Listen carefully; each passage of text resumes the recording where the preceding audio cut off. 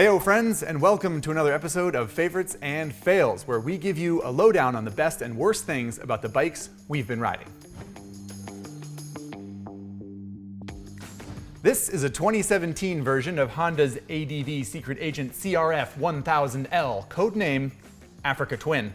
It costs $13,300, it weighs about 515 pounds, and it makes 82 horsepower. I've had this bike around for about a year now, so that means I have spent thousands of miles in the saddle, and with that come plenty of opinions. The big thing that the Africa Twin has going for it is this large and lovely engine. It's a 998cc parallel twin with a 270 crank, so it thumps like that original V-twin and provides lots of really linear, smooth power. So bottom line, sounds good, feels good, and it's not overkill. One thing that is far from perfect on the Africa Twin is the suspension. It's great and comfy when you're cruising down the freeway, but as soon as you go off-road, you'll blow through the stroke pretty quickly. I sent this shock to Cogent Dynamics. They fitted a stiffer spring to the Africa Twin's shock, which made it much better for riding adventurously. One of my absolute favorite things about the Africa Twin is its overall simplicity, and the electronic rider aids are a perfect example. You pull this little tab to adjust traction control in 3 different settings plus off.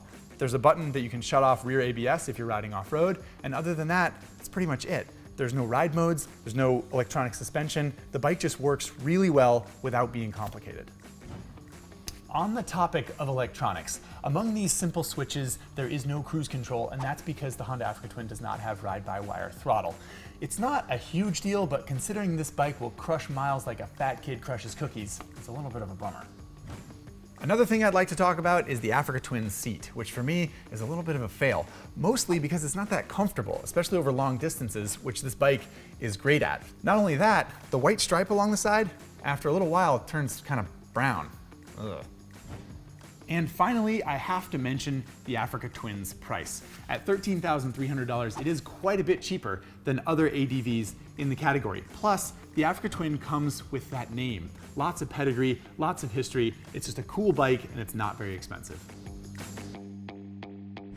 So after 10 or 15,000 miles on the Africa Twin, the upshot here is that it is a terrific motorcycle, and I've honestly never had so many coworkers ask to borrow it again and again. In fact, one of them is purchasing this very motorcycle with his hard-earned cash. You would want to spend a few $100s on the suspension, if you ask me, but at the end of the day, it is a super capable, super willing motorcycle that won't break the bank.